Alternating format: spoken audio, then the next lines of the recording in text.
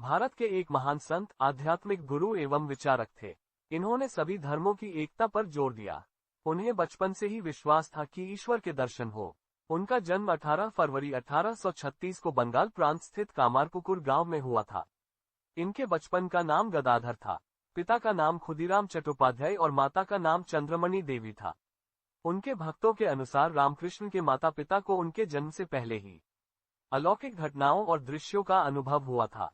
गया में उनके पिता खुदीराम ने एक स्वप्न देखा था, जिसमें उन्होंने देखा कि भगवान गदाधर विष्णु के अवतार ने उन्हें कहा कि वे उनके पुत्र के रूप में जन्म लेंगे।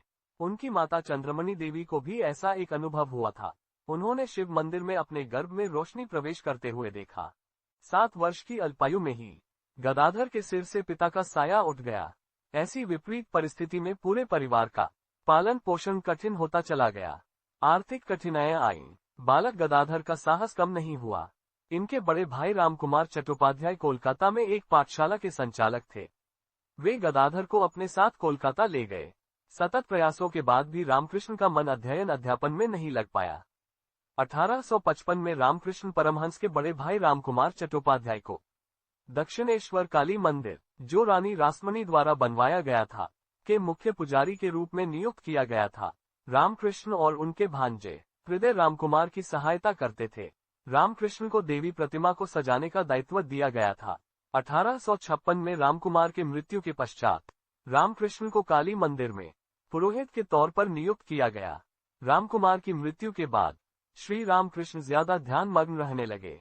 वे काली माता के मूर्ति को अपनी माता और ब्रह्मांड की माता के रूप में देखने लगे। कहा जाता है कि श्री रामकृष्ण को काली माता के दर्शन ब्रह्मांड की माता के रूप में हुआ था। अफवाह फैल गई थी कि दक्षिणेश्वर में आध्यात्मिक साधना के कारण रामकृष्ण का मानसिक संतुलन खराब हो गया था। रामकृष्ण की माता और उनके बड़े भाई रामेश्वर रामकृष्ण का विवाह करवाने का निर्णय लिया। उनका यह मानना था कि शादी होने पर गदाधर का मानसिक संतुलन ठीक हो जाएगा। शादी के बाद आई जिम्मेदारियों के कारण उनका ध्यान आध्यात्मिक साधना से हट जाएगा। 1859 में 5 वर्ष की शारदामणि मुखोपाध्याय और 23 वर्ष के रामकृष्ण का विवाह संपन्न हुआ। विवाह के बाद शारदा जयराम बाटी में रहती थी और 18 वर्ष के होने पर वे रामकृष्ण के पास दक्षिणेश्वर में रहने लगी। रामकृष्ण तब सन्यासी का जीवन, कालांतर में बड़े भाई भी चल बसे। इस घटना से वे व्यथित हुए। संसार की अनित्यता को देखकर उनके मन में वैराग्य का उदय हुआ। अंदर से मन ना करते हुए भी श्री रामकृष्ण मंदिर की पूजा एवं अर्चना करने लगे। दक्षिणेश्वर स्थित पंचवटी में वे ध्यानमग्न रहने लगे। ईश्वर दर्शन के लिए वे व्याकुल हो गए। लोग उन्हें पागल समझने लगे। इसके बाद भैरवी ब्राह्मणी का दक्षिणेश्वर में आगमन हुआ। उन्होंने उन्हें तंत्र की शिक्षा दी। मधुर भाव में अवस्थान करते हुए ठाकुर ने श्री कृष्ण का दर्शन किया। उन्होंने तोतापुरी महाराज से अद्वैत वेदांत की ज्ञान लाभ किया और जीवन मुक्त की अवस्था को प्राप्त किया। संन्यास ग्रहण करने के बाद उनका नया नाम हुआ श्री रामकृष्ण परमहंस। समय जैसे जैसे व्यतीत होता गया, उनके कठोर आध्यात्मिक अभ्यासों और सिद्धियों के समाचार तेजी से फैलने लगे और दक्षिणेश्वर का मंदिर उद्यान शीघ्र ही भक्तों एवं भ्रमणशील सन्यासियों का प्रिय आश्रय स्थान हो गया। स्वामी विवेकानंद उनके परम शिष्य थे। रामकृष्ण परमहंस जीवन के अंतिम दिनों में समाधि की स्थिति में रहने लगे, अतः तन से शिथिल होने लगे। शिष्यों द्वारा स्वास्थ्य पर ध्यान देने की प्रार्थना पर अज्ञानता जानकर हंस देते थे। इनके शिष्य इन्हें ठाकुर नाम से पुकारते थे। रामकृष्ण के परमप्रिय शिष्य विवेकानंद कुछ समय हिमालय के किसी एकांत स्थान पर तपस्या करना चाहते थे।